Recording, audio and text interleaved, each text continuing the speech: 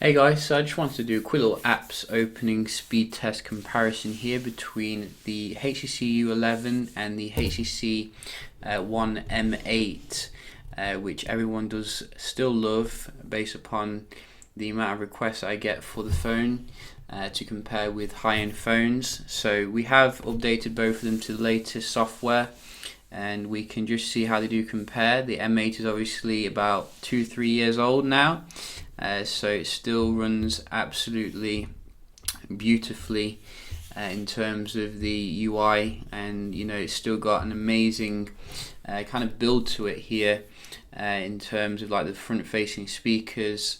You don't get that obviously on the U11. You're also getting your power button at the top, which isn't the best place to be honest, but I think the back here certainly looks more attractive if you ask me, compared to the little bit grimy U11. But you do get obviously this nice little speaker here, which allows you to do some 3D audio, which I'll probably show you a little example of that in a bit. But you can just have a look here how they do compare in terms of the speed then, because the M8 had, I think, Snapdragon 801, which was very well optimized processor. So we can see if it's still any good here in 2017. You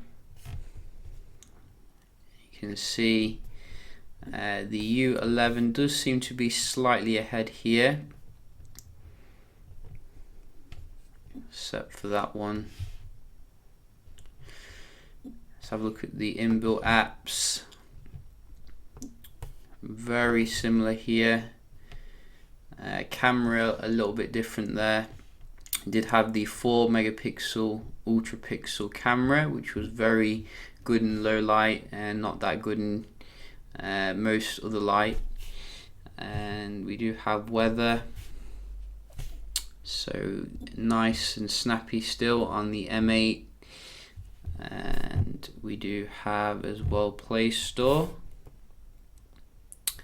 So you can see, I think in terms of day to day, if you're still rocking the M8, you are going to see a massive increase here in terms of the performance.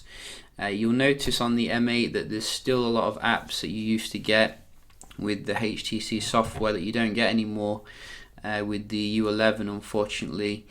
For example, we did have like a car mode here, which allowed you to do like your hands-free kind of stuff. I think I just disagreed the terms then, so that was pretty awesome. I'm not sure if you still get that on the U11, doesn't look like it. So that is a bit weird how they take away features that they used to have. And also there are some other things on here that I have noticed, such as HTC's own like browser, which was pretty awesome back in the day. So if we just go to Google here, you can see we can just search something. You see, this is what I'm talking about when it comes to the instant search. I really love it when it comes up with all the results, but you don't get that with Chrome, unfortunately. And you can see the actual browser here is still very usable.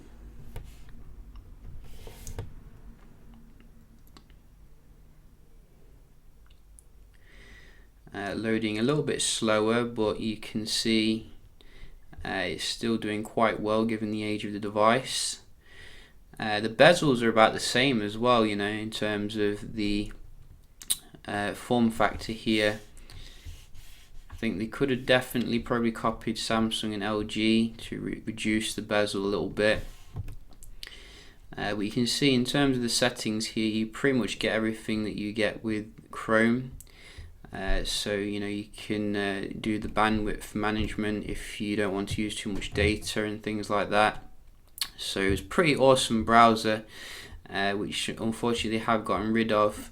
Is there anything else as well? So we have like a productivity area here, but I don't think we have that so much on here. Yes, you do get a flashlight, but you didn't get this scribble thing which I don't even know if it's a HTC app, but it does look like a HTC app.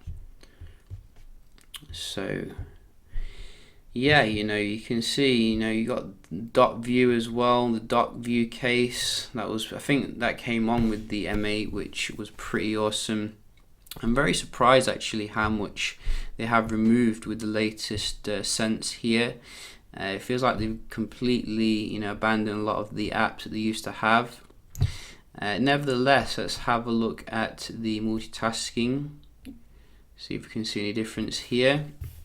So the M8 had 2 gigs of RAM, and you can see we did have the ability to have a different layout as well. This thing, which is completely confusing. So we'll go back to this one.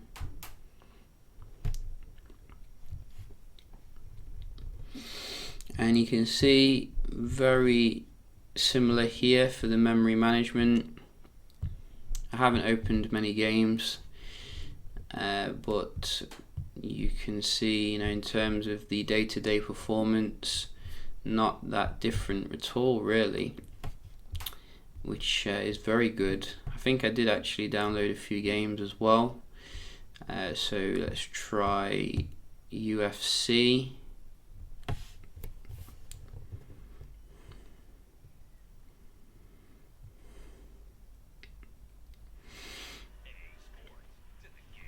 So yeah, those speakers are absolutely fantastic on the front.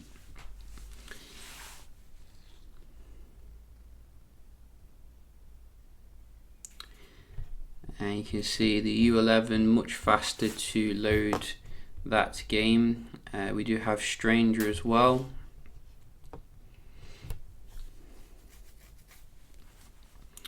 I think the U11 screen has a nice contrast ratio here. Super LCD 5 obviously versus Super LCD 2 or 3, something like that. So significant step up really when it comes to the performance, I think, day to day, but a massive reduction in terms of the functionality, like your Sense apps and things like that.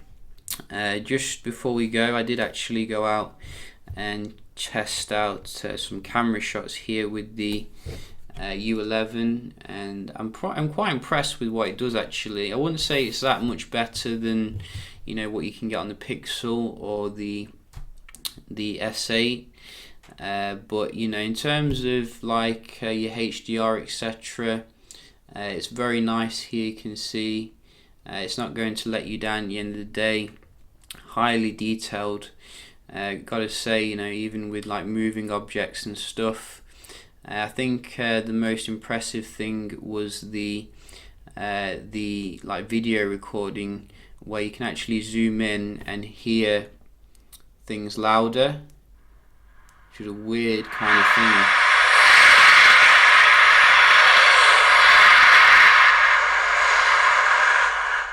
So you could probably use that to spy on people and get like their conversation if you're like far away.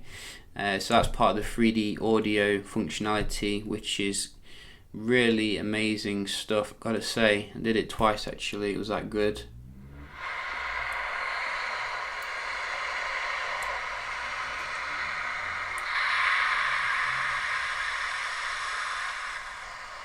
So I have no idea how they did that, but I would like to see that on other phones. I think it's pretty awesome.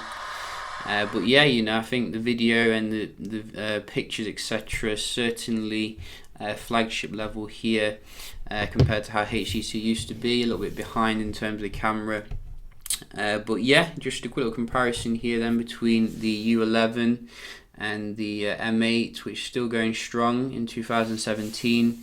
And I hope you enjoyed it, and I'll see you in the next one. Cheers.